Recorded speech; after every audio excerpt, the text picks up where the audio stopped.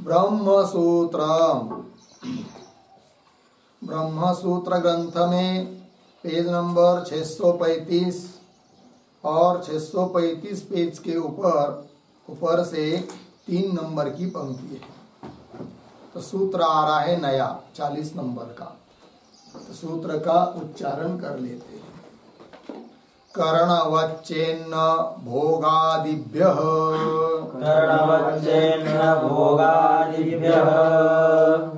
तो बात यह चल रही है द्वितीय अध्याय द्वितीय पाद, और द्वितीय पाद का यह 7 नंबर का अधिकरण चल रहा है, और इस अधिकरण का नाम है पथ्यधिकरणम।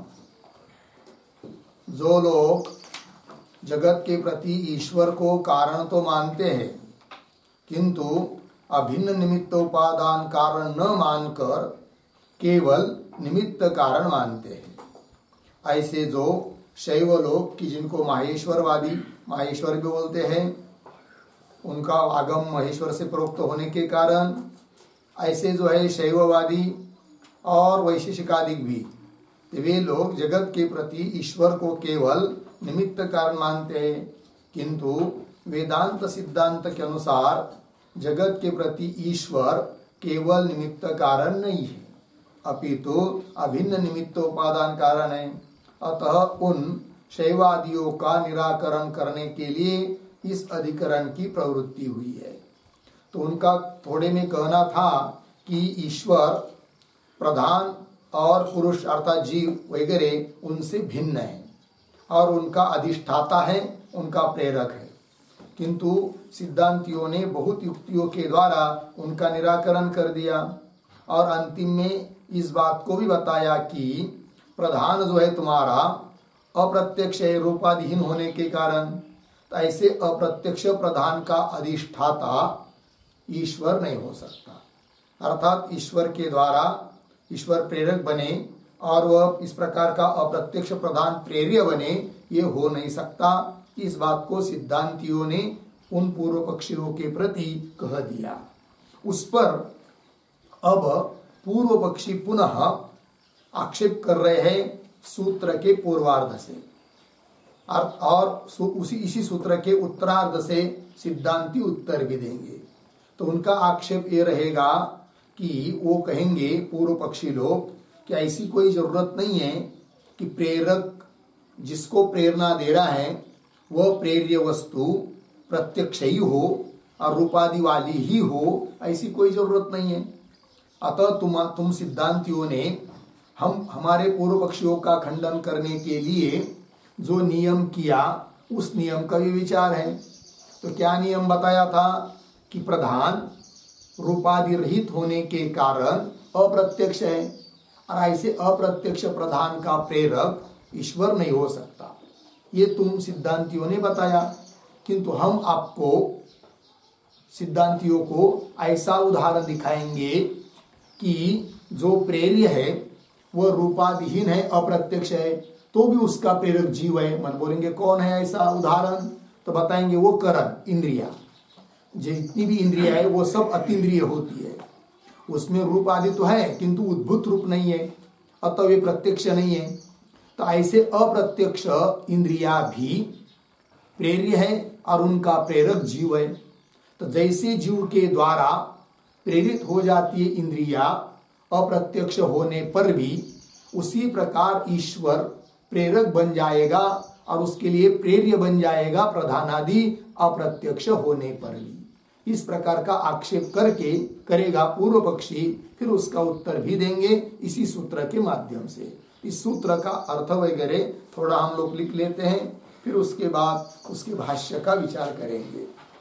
तो लिखते हैं सूत्रावतरणम बराबर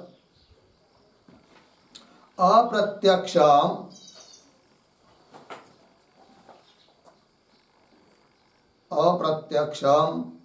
रूपादिहीनम प्रधानम, रूपादिहीनम प्रधानम ईश्वरस्य अधिष्ठेयम,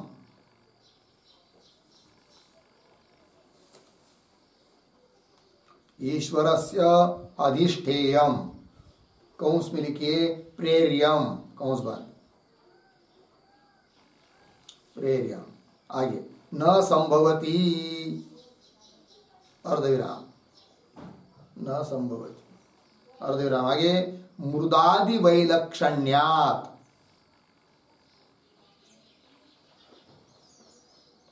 वैलक्षण्यात्, अर्धविराम। इति उक्तस्य नियमस्य, इत्युक्तस्य नियमस्य चक्षुरादौ, चक्षुरादौ व्यभिचारम आशंक्य,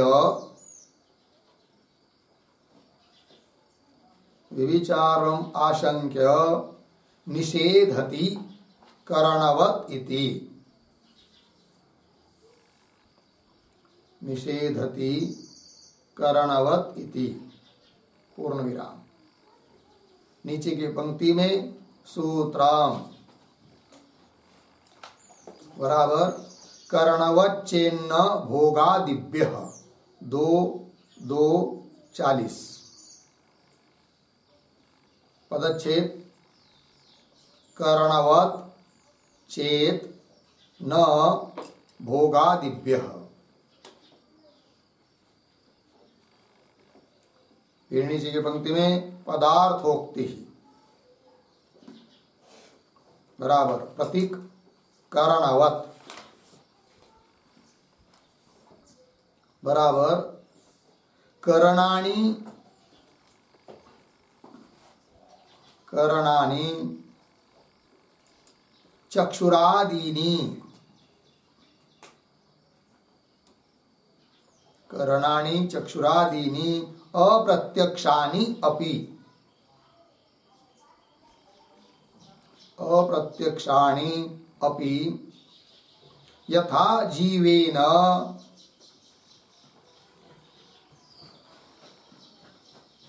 यथा जीवेन प्रेर्यन्ते, प्रेर्यन्ते तथा, तथा प्रधानम अप्रत्यक्षम अपि, प्रधानम अप्रत्यक्षम अपि ईश्वरेण प्रेर्यते, ईश्वरेण प्रेर्यते, पूर्ण विराम। आगे प्रतीक चेत बराबर इति चेत, इति चेत, अर्धविराम। आगे प्रतीक न बराबर न उपपद्यते, न उपपद्यते। आगे कौंस में लिखिए कुतः, प्रश्न चिन्ह, आगे की तरफ बांध देकर कौंस बंद। फिर आगे प्रतीक भोगादिभ्यः, भोगादिभ्यः बराबर सुख दुखात्मक भोगाद्यर्थम, सुख दुखात्मक भोगाद्यर्थम जीवस्य,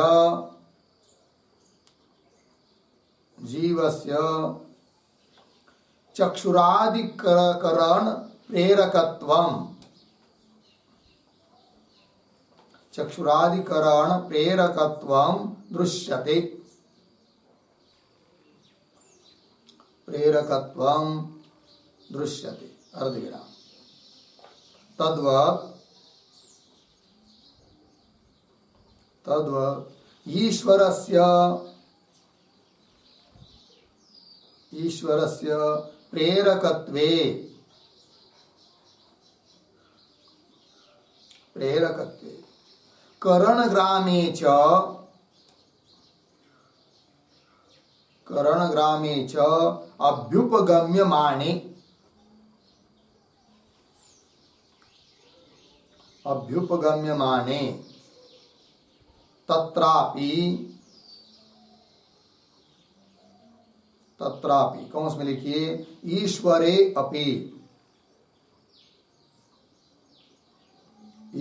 अपि कौंस बात भोगादि प्रसक्ति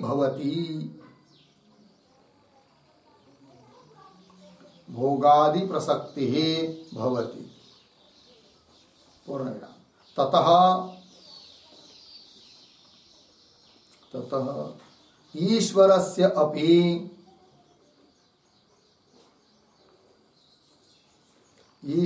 अपि अनीश्वरत्वं प्रसज्येत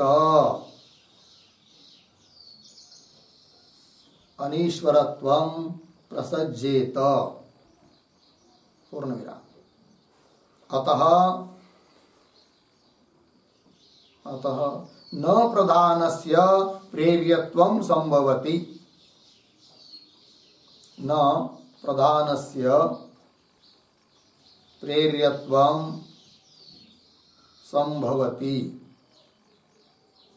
पूर्णविराम अतः अनुचितः तटस्थेश्वर कारणवादः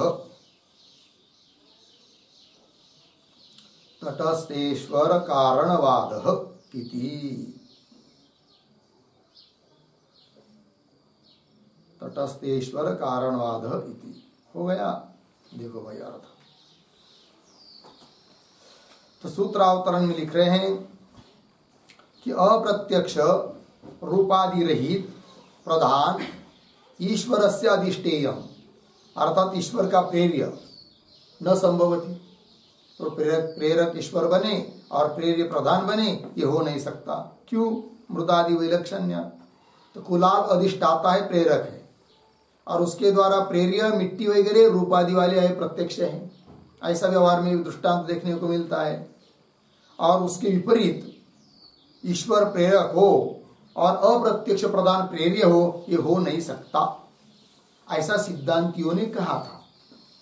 उस पर पूर्व पक्षी करा इति उक्तस्य नियमस्य, ये हे सिद्धांती तुमने इस नियम को जो कहा था पीछे, उस नियम का चक्षुरादौ व्यभिचार, चक्षुरादियों में व्यभिचार है। इस प्रकार की शंका लेकर उसका खंडन करेंगे इसी सूत्र से।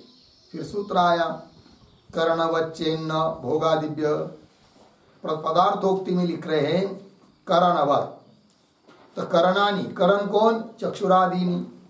तो करणानि चक्षुरादीनि अप्रत्यक्षानि, वो अप्रत्यक्ष है। अप्रत्यक्ष होने पर भी यथा जिस प्रकार जीवेन, जीव के द्वारा प्रेरित होते हैं। प्रेरक है जीव और प्रेरित होने वाले है कौन? इंद्रिया, जो कि अप्रत्यक्ष है, रूपादि रहित है। रूपादि रहित का मतलब उद्भूत रूप नहीं, उनमें अनुद्भूत रूप है।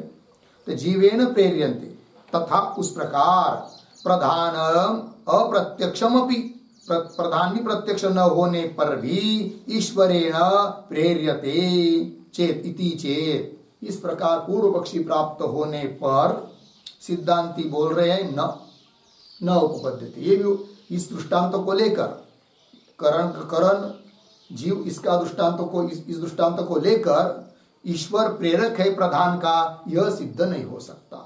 बोलेंगे क्यों? हेतु दे रहे, कुतः प्रश्न पूछा, हेतु दे रहे भोगादिभ्य, मतलब क्या? तो उसका स्पष्टीकरण कर रहे हैं। देखिए, तो सुख दुखात्मक भोगादि अर्थम, सुख दुख भोग के लिए जीव प्रेरक है चक्षुरादियों का, है कि नहीं? तो जीवस्य चक्षुरादि करण प्रेरकत्वं दृश्यते, इतनी बात। उस प्रकार यदि प्रधान का प्रेरक ईश्वर को मानेंगे तो ईश्वर में भी आने लगेंगे क्या? भोग की प्राप्ति। जबकि ईश्वर में सुख दुखान्यतर साक्षात्कार रूप भोग की प्राप्ति हो नहीं सकती, और ईश्वर में भी भोग की प्राप्ति मानेंगे तो ईश्वर भी हम लोगों की तरह हो जाएगा, जो कि अनीश्वर होगा। वही कह रहे तद्वत ईश्वरस्य प्रेरकत्वे करण ग्रामे च, ईश्वर को प्रेरक मानेंगे उस प्रधान का, और करण से युक्त ग्राम मतलब समूह, करण ग्राम इंद्रियों के समूह वाला मानेंगे। अभ्युपगम्य माने तब होगा क्या, तत्रापि ईश्वरेपि भोगादि प्रसक्ति भवति, भोगादि की प्राप्ति हो जाएगी। और यदि भोगादि की प्राप्ति मान लेंगे ईश्वर में तो क्या होगा फिर, ततः ईश्वरस्य अपि अनीश्वरत्वं प्रसज्येत, अनीश्वरत्व धर्म की प्राप्ति होगी जो कि उन पूर्व पक्षियों के लिए भी इष्ट नहीं है। अतः न प्रदानस्य प्रेर्यत्वं संभवति, अतः न तो प्रदान प्रेर्य है न उस प्रदान का प्रेरक ईश्वर है। अतः अनुचितः तटस्थेश्वर कारणवाद, अतः जगत के प्रति ईश्वर को कारण मानते किंतु तटस्थ कारण मानते हैं, केवल निमित्त कारण मानते हैं। यह बात, यह मत, यह सिद्धांत अनुचित है, असंगत है, इस बात को बता दिया। हो गया, चलिए अब चलते हैं भाष्य में। स्यादेत यथा करणग्रामं चक्षुरादिकम् अप्रत्यक्षं रूपादिहीनं च पुरुषः अधितिष्ठति एवं प्रधानम अपि ईश्वरः अधिष्ठास्यति इति। ठीक है, शब्दों का थोड़ा अन्वय कर लेते हैं। तो शुरू से स्यात् एतत् यथा, फिर आगे दो शब्द छोड़कर अप्रत्यक्षम रूपादिहीनम च, पीछे चक्षुरादिकम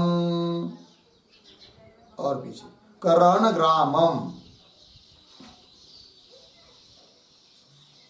चक्षुरादिकम उसके पीछे करणग्रामम। फिर आगे चलते हैं, पुरुषः अधितिष्ठति एवं, एक शब्द छोड़कर आगे ईश्वरः, पीछे प्रधानम अपि, आगे अधिष्ठास्यति इति।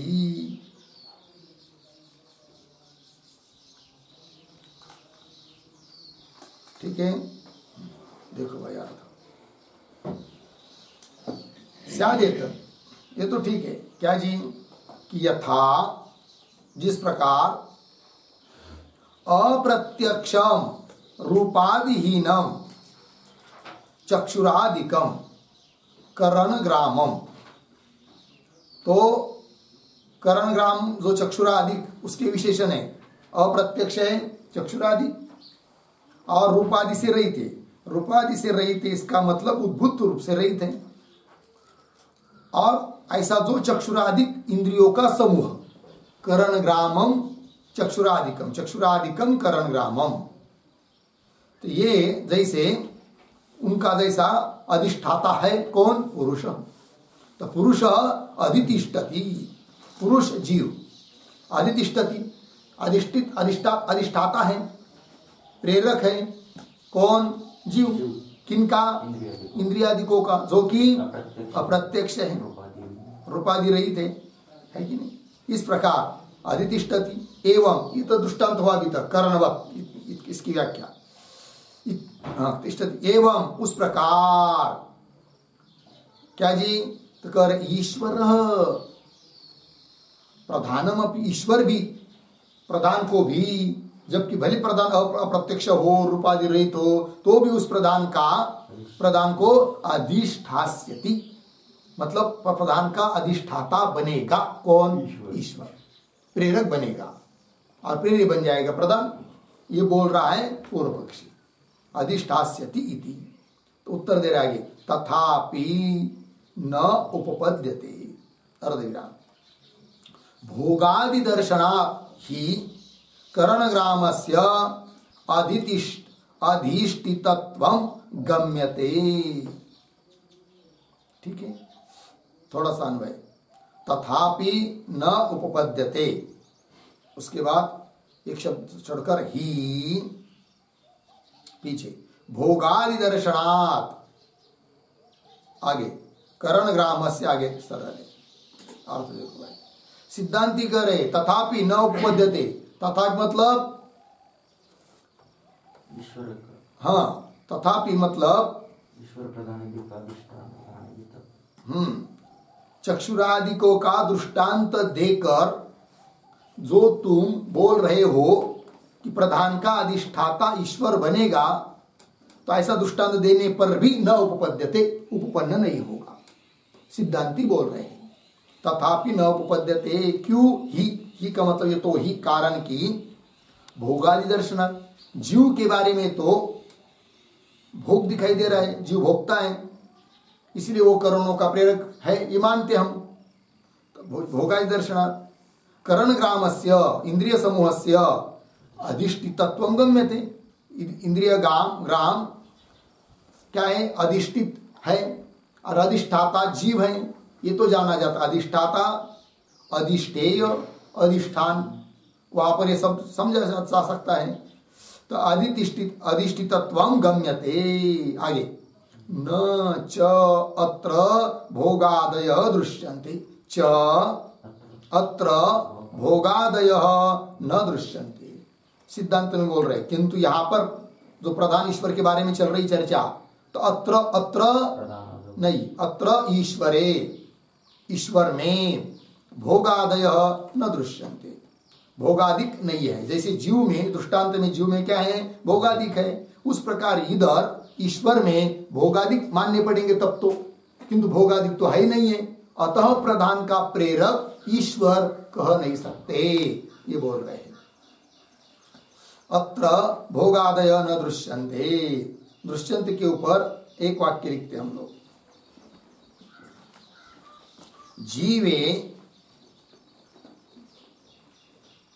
जीवे करणकृताः भोगादयः दृश्यन्ते, करणकृताः भोगादयः दृश्यन्ते, अर्धविराम। ईश्वरे तु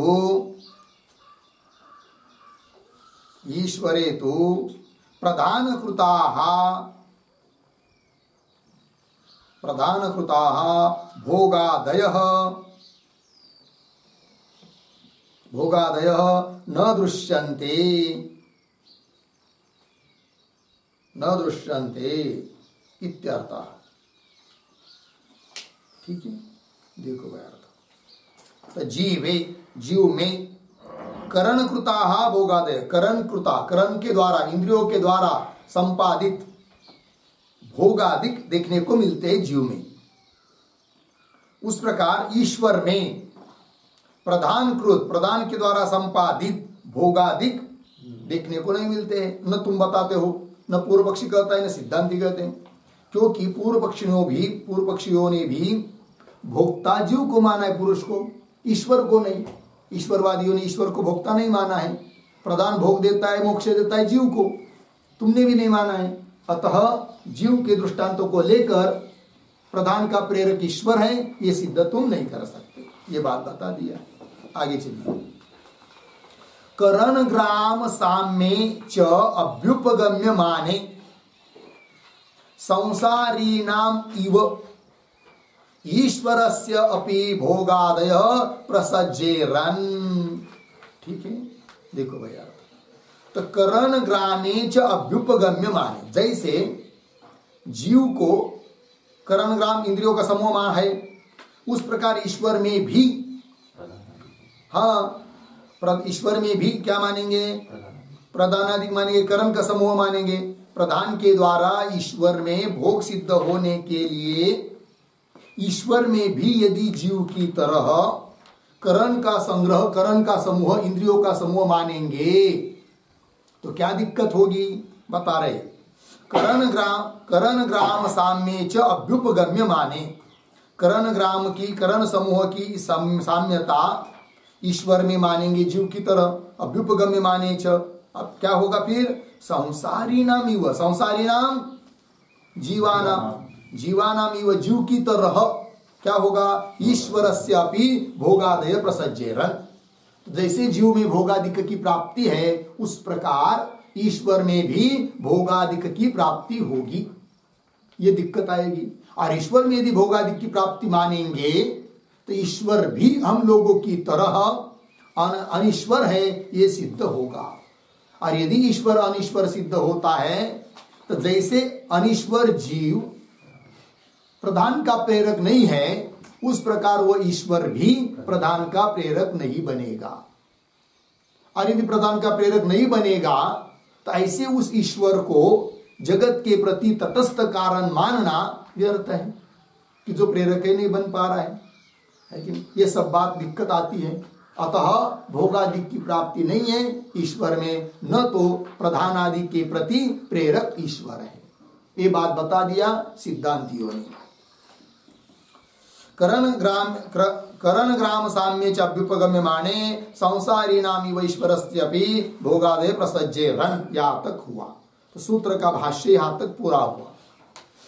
किंतु अब भगवान भाष्यकार कह रहे आगे कि ये जो दो सूत्र है 39 और 40 नंबर का, इनको भाष्य तो लिख दिया, अर्थ भी कर दिया, किंतु इनका व्याख्यान थोड़ा और अलग तरह से भी कर सकते हैं, ऐसा भगवान भाष्यकार बोल रहे आगे के पंक्ति में। अन्यथा वा सूत्रद्वयम् व्याख्यायते। ठीक है, तो अन्यथा के पूर्व में एक वाक्य लिखा होता रहा, सूत्रद्वयस्य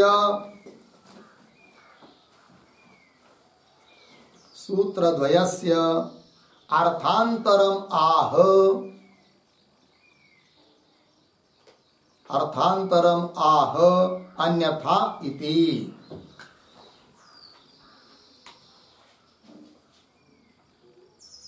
ठीक है, देखो ये दोनों सूत्रों का अलग अर्थ दे रहे और अन्यथा इत्यादि पंक्ति से। पंक्ति को देखिए, अन्यथा वा सूत्रद्वयम् व्याख्यायते। अन्वय कैसे करेंगे? वा सूत्रद्वयम् अन्यथा व्याख्यायते। वा अथवा, ये दोनों सूत्रों का अन्यथा मतलब अन्य रूप से, अन्य प्रकार से व्याख्यान किया जा सकता है, करते हैं। तो कैसा?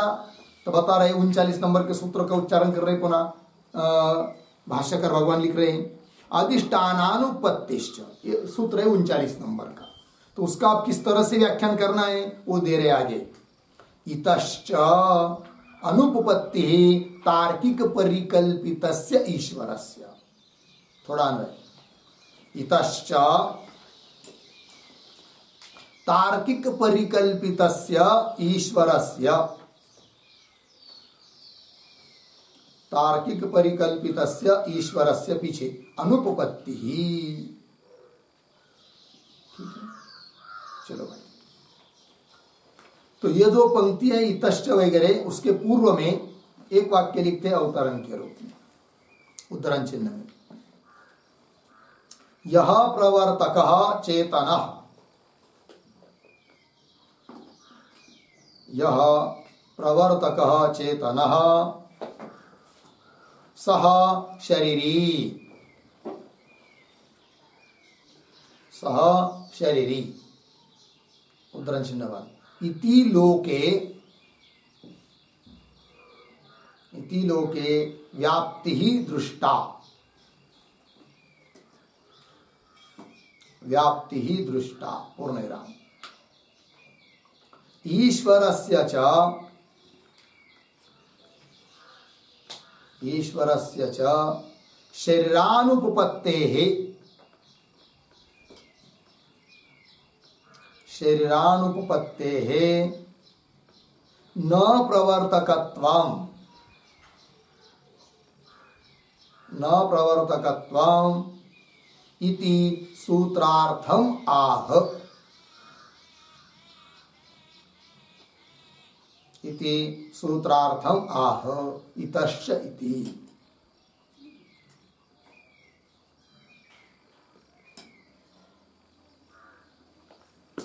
ठीक है, देखो भाई अर्थ। तो यह प्रवर्तक, जो भी प्रवर्तक होता है चेतन, वह शरीरधारी होता है, ऐसा व्यवहार में देखने को मिलता है। इति लोके व्याप्ति दृष्टा, ईश्वरस्य च शरीरानुपपत्ति है, किंतु ईश्वर को शरीर नहीं है, और शरीर की अनुपत्ति होने से न प्रवर्तकत्व, वो प्रवर्तक बन नहीं सकता प्रधान आदियों का। इस प्रकार का अभिप्राय मन में रखकर सूत्र का अभिप्राय है, तात्पर्य अर्थ उसी अर्थ को प्रकट कर रहे भाष्य पंक्ति से। तो देखिए भाई, इतश्च इस कारण से भी क्या जी, तार्किक परिकल्पित से ईश्वर से अनुपत्ति, तार्किकों के द्वारा परिकल्पित जो ईश्वर उसकी अनुपपत्ति है, वो प्रेरक नहीं बन सकता है। क्यों? आगे दे रहे हैं, साधिष्ठानो ही लोके सशरीर राजा राष्ट्रस्य ईश्वर दृश्यते। अर्धविराम, न निर्दिष्टान अतश्च तदृष्टान्त वशेन अदृष्टाम ईश्वरं कल्पयितुम इच्छतः ईश्वरस्य अपि किंचित शरीरं आयतनम वर्णयितव्यम स्यात्। ठीक है, और आगे करें, न च तद्वर्णयितुम शक्यते। क्यों? सृष्टि उत्तर काल भावित्वात् शरीरस्य प्राक् सृष्टेः तद अनुपपत्तेः। ठीक है, चलिए भाई, तो देखिए एक एक बात को थोड़ा सा अन्वय करते हैं शुरू के 2-4 शब्दों में। कैसा? ही, एक शब्द शुरू कराया ना, ही लोके, पीछे साधिष्ठान, आगे सशरीर, आगे सर आगे देखो भाई, एक बात, ही क्योंकि ये तो ही पीछे के वाक्य में बताया था ना, क्या कि तार्किकों के द्वारा परिकल्पित ईश्वर की अनुपत्ति है, अधिष्ठाता नहीं बनेगा। क्यों? ही कारण की लोक के अर्थात लोक व्यवहार में क्या देखने को मिलता है? साधिष्ठान सशरीर, अधिष्ठान से युक्त, शरीर से युक्त राजा। राजा प्रेरक है समस्त दुनिया का, अधिष्ठाता है, नियंता है राजा, किंतु वह राजा नियंता तब है जबकि उसके लिए अधिष्ठान है और शरीर है, इसलिए वो नियंता है।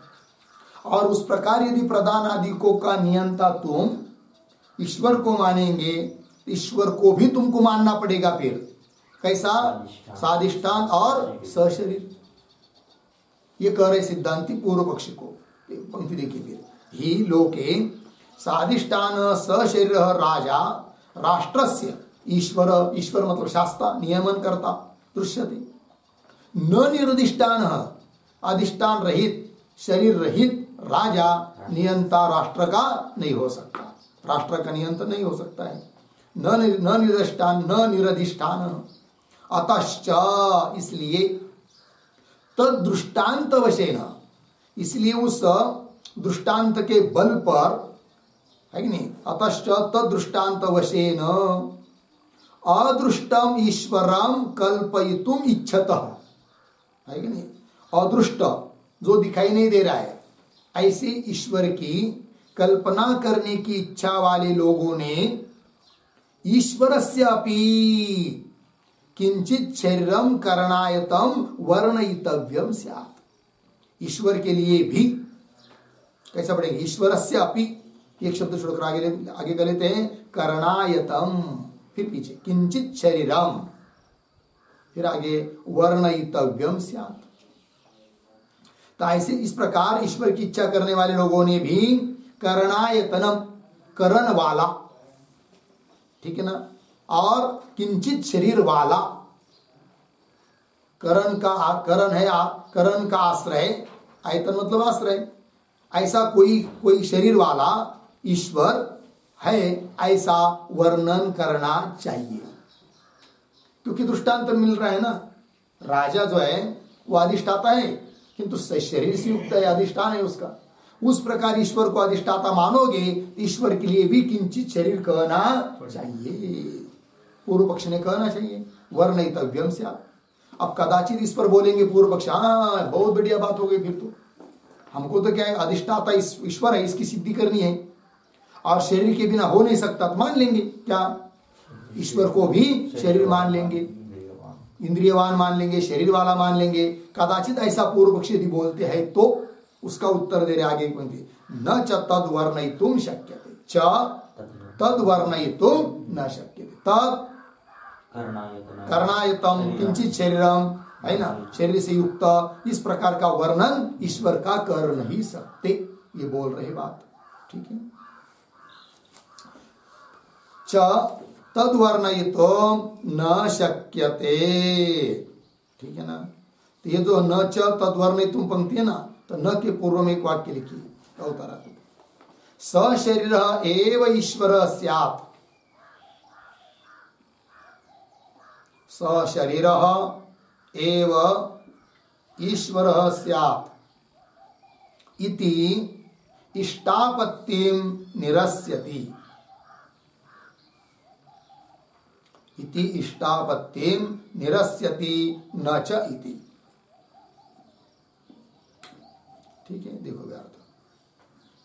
कदाचित पूर्व पक्षी बोलेगा ठीक है, स शरीर ईश्वर, शरीर से युक्त ईश्वर है, इष्टापत्ति हमको, ऐसा यदि पूर्व पक्षी बोलेगा तो उसको उत्तर दे रहे न च तद्वर्णयितुम शक्यते।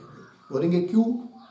उत्तर दे रहे, हेतु दे रहे आगे, आगे की पंक्ति की, सृष्टि उत्तर काल भावित्वात् शरीरस्य प्राक् सृष्टेः तत् अनुपपत्तेः। ठीक है, थोड़ा अन्वय करते हैं। शरीरस्य पीछे सृष्टि उत्तर काल भावित्वात्,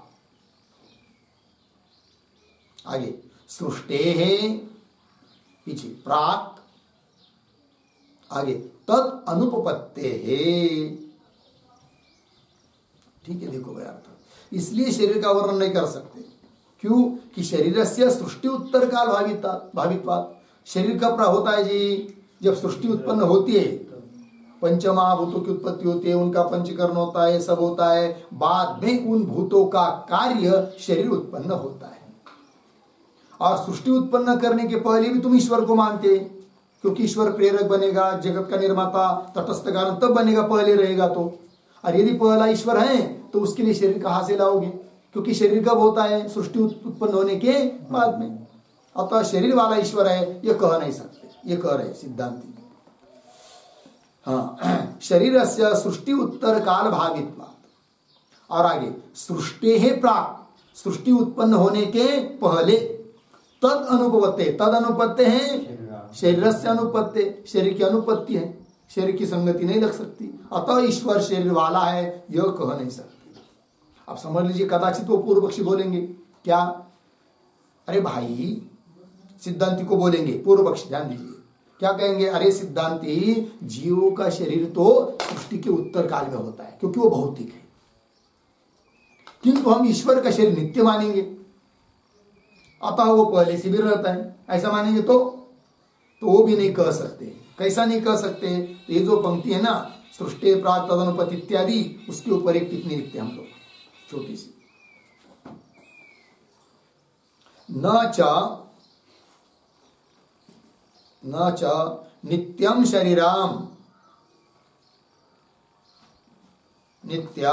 शरीराम सर्गात् प्राग अपि संभवति इति वाच्यम। सर्गात् प्राग अपि संभवति इति वाच्यम। अर्धविराम। शरीरस्य भौतिकत्व नियमात्, शरीरस्य भौतिकत्व नियमात् इत्यर्थः। देखो भाई अर्थ, न कान्वय वाच्यम के साथ। नित्यम शरीरम सर्गात् प्रागपि, सर्ग मतलब सृष्टि, सृष्टि उत्पन्न होने के पहले भी नित्य शरीर है, ऐसा यदि कहने का प्रयास करेंगे तो न संभवती, प्रागपि संभवती इति वाच्यम न च वाच्यम, वाच्यम के साथ ऐसा नहीं कह सकते। क्यों? सिद्धांति कह रहे शरीर से भौतिकत्व नियम, ये नियम है, जो भी शरीर है वह भौतिक ही होता है, भूतों का कार्य ही होता है कि नहीं? ऐसा कोई शरीर नहीं है दुनिया में कि भूतों का शरीर है और भूतों का कार्य नहीं है। अतः ईश्वर का शरीर तुम मान नहीं सकते हो, यह अभिप्राय। आगे चलिए, आगे निरधिष्ठानत्वे च ईश्वरस्य प्रवर्तकत्व अनुपपत्ति क्यों एवं लोके दुष्टत्व। तो ये जो पंक्ति है ना निरधिष्ठानत्व, उसके पहले एक वाक्य लिखे अवतरण के रूप में छोटा सा, अस्तु अस्तु अर्धविराम अशरीरः एव ईश्वरः। अशरीरः एव ईश्वरः इति अतः आह, इति अतः आह निरधिष्ठानत्वे इति।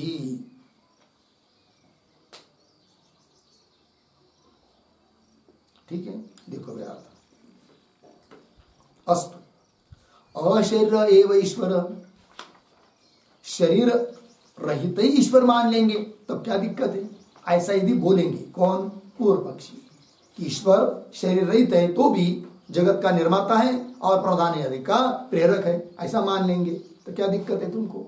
ऐसा यदि पूर्व पक्षी कहता है तो उत्तर दे रहे हैं निरधिष्ठानत्वे, अधिष्ठान रहित, शरीरादि से रहित ईश्वरस्य प्रवर्तकत्वानुपत्ति, प्रवर्तकत्व उसमें नहीं हो सकता, प्रवर्तक नहीं बनेगा वो फिर यदि इस प्रकार का ईश्वर मानेंगे तो। बोलेंगे क्यों? एवं लोके दृष्टत्वात्, लोक में जो भी प्रेरक देखने को मिलता है वो कैसा? शरीर वाला। तो शरीर रहित हो और प्रेरक हो ऐसा कोई भी लोक में देखने को नहीं मिल रहा है।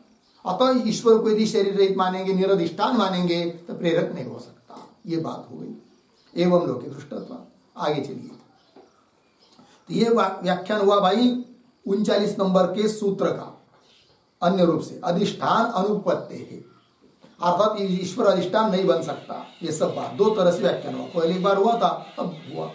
अब ये जो दूसरा सूत्र है 40 नंबर का, कर्णवच्चेन्न भोगादिभ्य, इसका और तरह से दूसरी तरह से व्याख्यान कर रहे भगवान भाष्यकार आगे।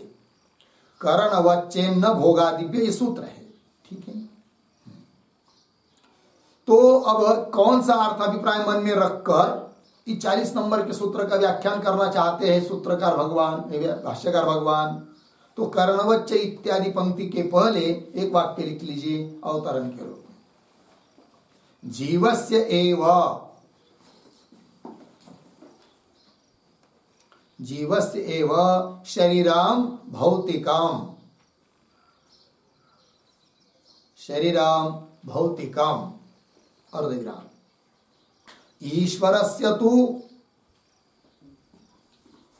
ईश्वरस्य तु स्वेच्छा निर्मितम, स्वेच्छा निर्मितम प्राग अपि स्यात्, प्राग अपि स्यात् इति आशंका, इति आशंका निरस्यति, निरस्यति करणवत् इति, करणवत् इति। ठीक है, देखो भाई अर्थ। तो जीवस्य एव शरीरम भौतिकम, जीव का ही शरीर भौतिक है, भूतों का कार्य है। ईश्वरस्य तु स्वेच्छा निर्मितम, और ईश्वर का शरीर कैसा है? स्वेच्छा से निर्मित है, भूतों का कार्य नहीं है। तो प्रागापि से पहले भी है, इति आशंका निरस्यति, इस आशंका का निरसन कर रहे करणवत इत्यादि पंक्ति के द्वारा। ठीक है, देखो भाई, करणवत चेन न भोगादिभ्य, ठीक है ना। तो ये तो कर्णवत शब्द है यहां पर। तो कर्णवत शब्द की उत्पत्ति लिखी अभी एक शब्द, एक वाक्य में, कर्णानि अत्र सन्ति, कर्णानि अत्र सन्ति इति कर्णवत्, इति कर्णवत् बराबर शरीरम,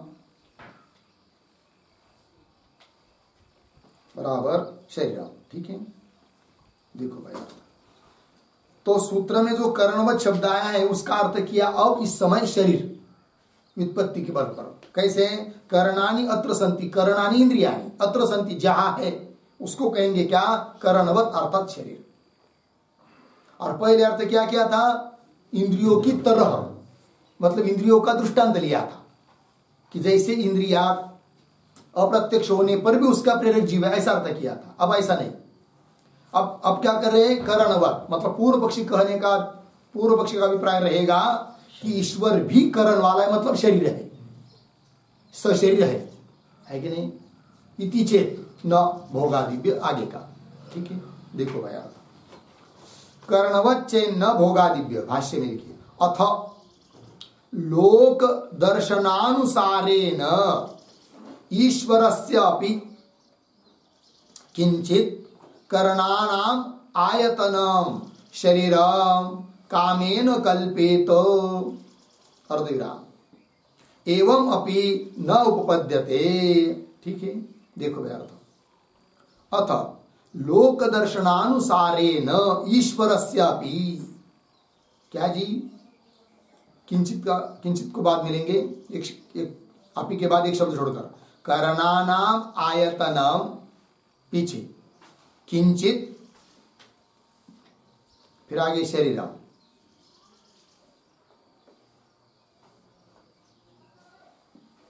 ठीक है, देखो अर्थ, अथ लोक दर्शनानुसारेण, लोक दर्शन के अनुसार, ईश्वरस्य अपि, लोक दर्शन के अनुसार मतलब जैसे लोग में, व्यवहार में जो भी प्रेरक है वह शरीर वाला है, जैसे तुम हम सब लोग जीव, प्रेरक तब है किसी का भी शरीर वाला है, इस ये देखने को मिलता है। उसकी तरह ईश्वर को प्रेरक तब मान सकते जब शरीर रहेगा, तो कोई बात नहीं, फिर हम मान लेते ईश्वर को भी क्या शरीर।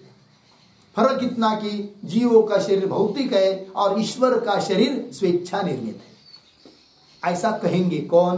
पूर्व पक्षी। पंक्ति देखिए, अथ लोक दर्शनानुसारेण ईश्वरस्यापि, ईश्वर में भी करणानाम आयतनम किंचित शरीरम, ये शरीर का विशेषण है भाई, करणानाम आयतनम किम, शरीर, करणों का आश्रय स्थान शरीर, किंचित कोई तो शरीर, किसी तरह का शरीर, कैसा वो मानेंगे? वो भी कामेन कल्पित, कामेन मतलब अपनी इच्छा से निर्मित है, भौतिक नहीं है, अपनी इच्छा से कल्पित है, ऐसा मान लेंगे। तब आगे देखिए, तब उत्तर दे रहे सिद्धांती, एवं अपि न उपपद्यते, हे पूर्व पक्षी तुम इस प्रकार का भी मानने का प्रयास करोगे तो न उपपद्यते, उपपन्न नहीं होगा। तो ये जो पंक्ति है ना, न उपपद्यते, उस पर एक वाक्य लिखते हैं, इच्छामय शरीर कल्पना, इच्छामय शरीर कल्पना एव अनुपपन्ना, अनुपपन्ना मानाभावात, मानाभावात अर्धविराम, दृष्ट भौतिकत्व नियम विरोधात, दृष्ट भौतिकत्व नियम विरोधात च इति मंतव्यम, च इति मंतव्यम। ठीक है, देखो अर्थ, इच्छामय शरीर कल्पना एव अनुपन्ना, सिद्धांती बोलेंगे कि हे पूर्व पक्षी तुम ईश्वर में शरीर मान रहे हो, और वो भी कैसे मान रहे हो? स्वेच्छा से निर्मित, ऐसा मान रहे हो, किंतु इच्छामय शरीर की कल्पना ये अनुपन्न है, उचित नहीं है। क्यों? उसको मानने के लिए, उस प्रकार मानने के लिए कोई प्रमाण नहीं है, माना भाव प्रमाण नहीं है। दूसरी बात, दृष्ट भौतिकत्व नियम विरोधाच, और जो व्यवहार में हम लोगों को व्याप्ति दिखाई दे रही है कि जो जो शरीर होता है वह भौतिक होता है, ये देखने को मिलता है, उसके साथ भी विरोध आएगा। यदि तुम ईश्वर का शरीर स्वेच्छा निर्मित मानोगे और भौतिक मानोगे तो ये बात, दृष्ट भौतिकत्व नियम विरोधाच इति मंतव्य। लग गया? चलिए भाई, इसलिए नोपपद्यते। आइए भाष्य में, एवं अपि नोपपद्यते, आगे क्यों?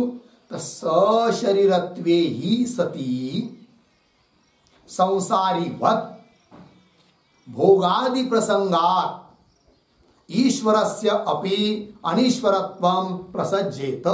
ठीक है ना? तो सूत्र में जो पद है ना भोगादिव्य, उसकी व्याख्या, तो सशरीरत्वे ही सती, ही सशरीरत्वे सती मतलब ईश्वर को शरीर से युक्त मानोगे तो क्या होगा? संसारीवत, संसारीवत जीववत, हाँ बराबर है। तो जीव की तरह, जीव जैसे भोगादि युक्त है, शरीर वाले हैं तो भोग भी लेते, भोग से युक्त है, उस प्रकार संसारियों की तरह भोगादि की प्रसक्ति प्राप्ति होगी ईश्वर में भी। तो भोगादि प्रसंगात, भोगादि की प्राप्ति हो जाने से फिर बोलेंगे मान लो ईश्वर में भी भोग, तब आगे करे ईश्वर में भी भोग मानोगे तो क्या होगा, फिर हमारे में और ईश्वर में कोई अंतर नहीं रहेगा। जैसे हम भी भोगता है तो अनिश्वर है, वो भी अनिश्वर हो जाएगा, फिर ईश्वर, उसको ईश्वर करना ठीक नहीं रहेगा। फिर प्रसंगात ईश्वरस्य अपि अनिश्वरत्वं प्रसज्य, ईश्वर में भी क्या आएगा, अनिश्वरत्व की प्राप्ति होगी, जो कि उचित नहीं है, क्योंकि अनिश्वरत्व माना तो फिर प्रेरक उसको मान ही नहीं पाओगे, ये सब दिक्कत आएगी। इस प्रकार फिर तटस्थ कारणवाद का निराकरण कर दिया। उसके साथ इस 40 नंबर के सूत्र का भाष्य पूरा हुआ। ठीक है, अब और इस अधिकरण का एक सूत्र बाकी है, तो सूत्र का अर्थ लिख लेते हैं, फिर रहेगा भाष्य, तो एक दिन में फिर हो जाएगा बाद में। ठीक है, तो चलिए, तो सूत्र का उच्चारण अंतवत्वम सर्वज्ञता वा। ठीक, चलिए भाई, तो लिखते इस सूत्र के बारे में भी सूत्र का अर्थ वगैरह, तो सूत्रावतरणम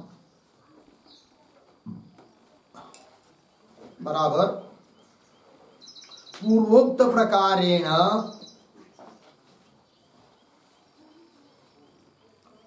प्रकारेण ईश्वरस्य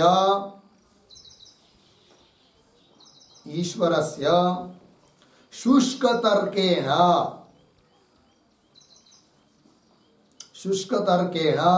कर्तृत्व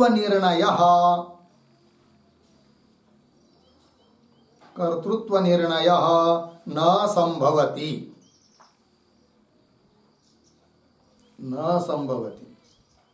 अर्धविराम इति उपपाद्य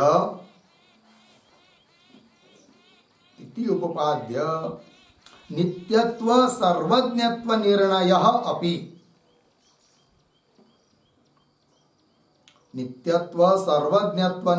अपि न संभवति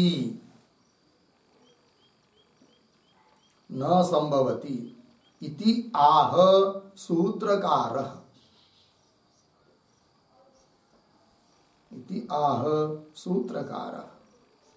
ठीक है, देखो भाई अर्थ नहीं पूरा लिख लेंगे, तो नीचे की पंक्ति में सूत्रम, सूत्र है अंतवत्वम सर्वज्ञता वा 2:41।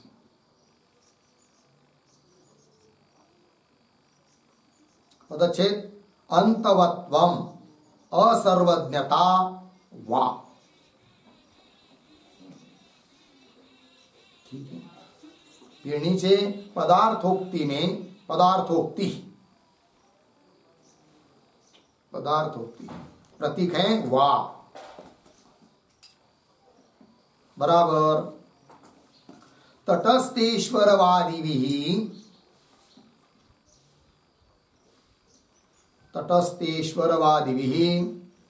प्रधान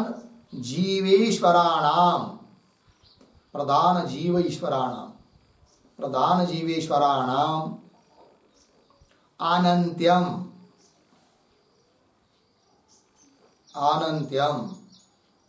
मिथो भिन्नत्वं च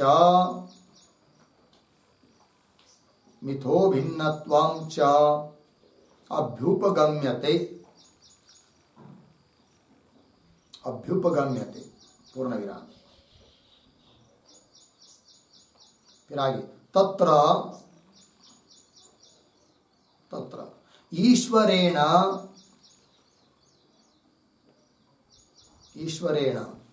प्रधानस्य पुरुषाणाम आत्मनः च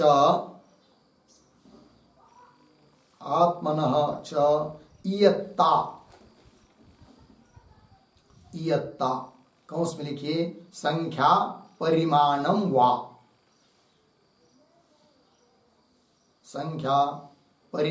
वा, कौंस बंद। आगे परिच्छिद्यते न वा, परिच्छिद्यते न वा प्रश्न चिन्ह आगे बराबर ज्ञायते न वा ज्ञायते ज्ञायते न वा प्रश्न चिन्ह। फिर आगे कौंस में लिखिए अद्दे आगे की तरफ बांध देकर कौंस बंद ब्रैकेट बंद। फिर प्रतीक अंतवत्वम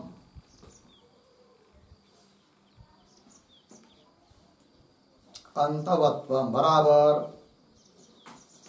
परिच्छिन्न संख्या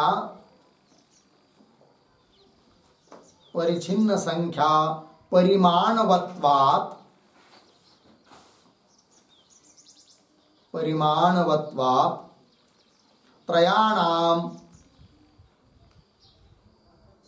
त्रयाणाम घटवत्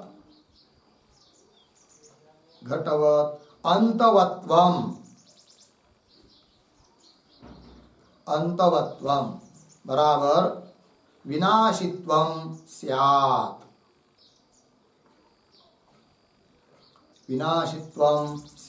पूर्ण विराम।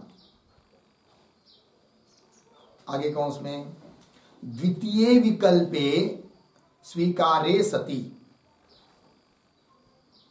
द्वितीय विकल्पे स्वीकारे सति आगे की तरफ बांध देकर कौंस बंद। फिर आगे प्रतीक असर्वज्ञता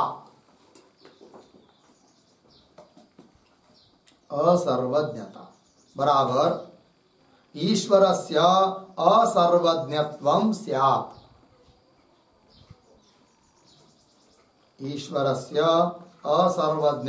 स्यात् पूर्ण विराम। आगे अतः माहेश्वर सिद्धान्तः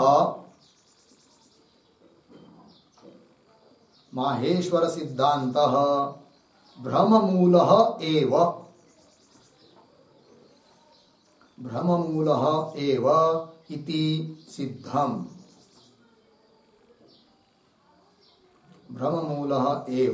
इति सिद्धम् पूर्ण विराम। आगे तस्मात् न तेन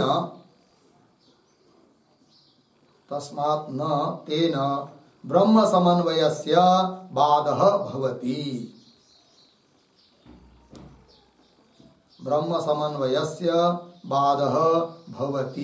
इति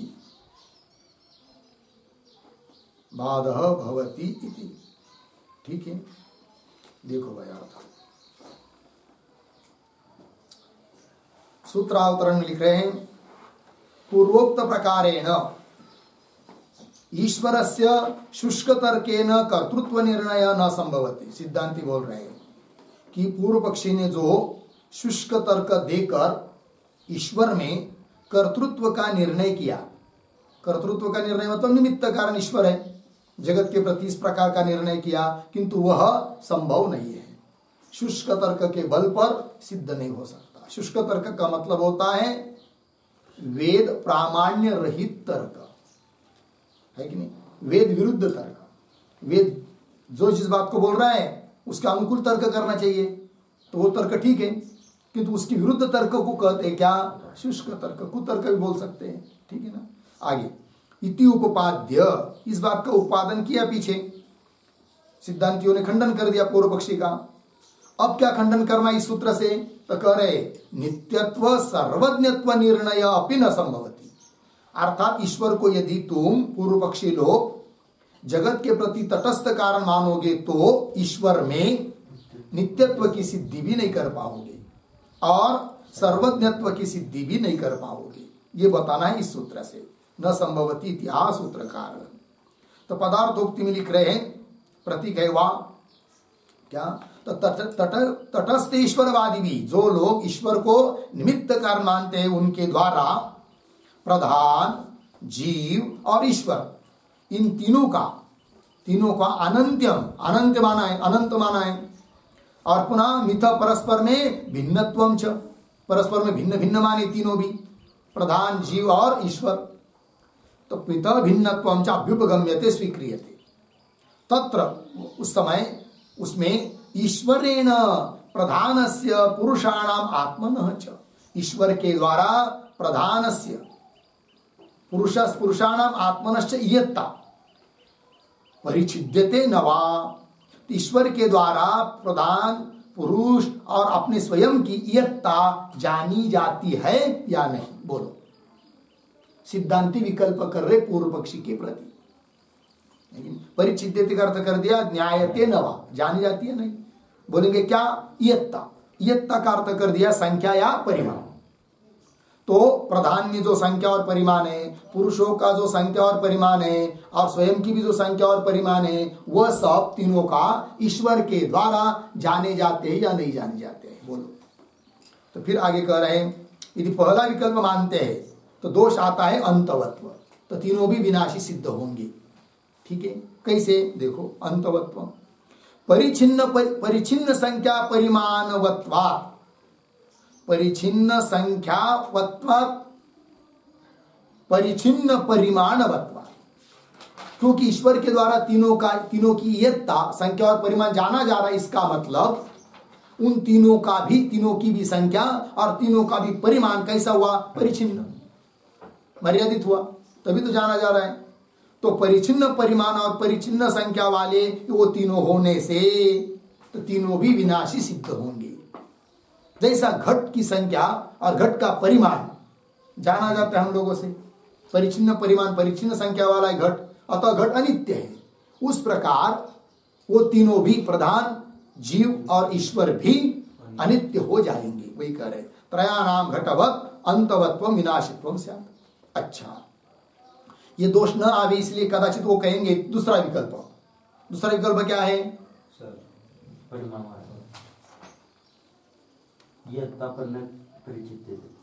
परिच्छिद्यते न वा, न्यायते न वा। तो न्यायते यदि जानता है तो पहला विकल्प हुआ, तो उस पहला विकल्प मानने पर क्या दोष दिया? अंतवत्व, विनाशित्व। अब दूसरा विकल्प क्या? नहीं जाना जाता है। ईश्वर के द्वारा इयत्ता जानी नहीं जाती है। किनकी इयत्ता? प्रधान, पुरुष और स्वयं की इयत्ता। इयत्ता का मतलब संख्या और परिमाण। ईश्वर के द्वारा तीनों की भी संख्या और परिमाण नहीं जानी जाती है कि नहीं? ऐसा बोलेंगे तो नहीं जानी जाती, मतलब परिच्छिन्न परिमाण वाले और परिच्छिन्न संख्या वाले नहीं है, अतः विनाशी तो दोष नहीं आएगा। ऐसा कहेगा कौन? पूर्व। तब क्या दोष आता है? देखिए, स्वीकार्य असर्वज्ञता, तब दोष आता है असर्वज्ञता, क्योंकि ईश्वर को तुम सर्वज्ञ कहते हो। और क्या सर्वज्ञता है उसकी? जो कि ईश्वर की, जो कि पुरुष की, प्रधान की और स्वयं की इयत्ता कोई नहीं जानता है। क्या वो सर्वज्ञ है? तो सर्वज्ञता सिद्ध नहीं होगी। देखो भाई, असर्वज्ञता ईश्वर से असर्वज्ञत्वम स्यात्, क्योंकि वो इयत्ता को नहीं जान सकते तो और किसको जानेगा? फिर स्वयं की इयत्ता को, स्वयं की संख्या, स्वयं का परिमाण समझ में नहीं आता उसको, और उसको बोल रहे तुम सर्वज्ञ है, तो सर्वज्ञ सिद्ध नहीं होगा। ये सिद्धांतियों का अभिप्राय। अतः कुल मिलाकर माहेश्वर सिद्धांत भ्रम मूल। ये जो माहेश्वरों का सिद्धांत है वो कैसा है? भ्रम मूल है, प्रमाण मूल नहीं है। भ्रम मूल एव इति सिद्धम तस्मात्, और भ्रमूल होने के कारण उस सिद्धांत के द्वारा ब्रह्म समन्वय का बाद नहीं होता है। तस्मात् न तेन ब्रह्म समन्वय से बाद भवति इति। हो गया, इस सूत्र का अर्थ हुआ। अब इस सूत्र का भाष्य, इसका विचार कल करेंगे। ओम पूर्णमिदं पूर्णात् पूर्णमुदच्यते पूर्णस्य पूर्णमादाय पूर्णमेवावशिष्यते। ओम शांति शांति शांति।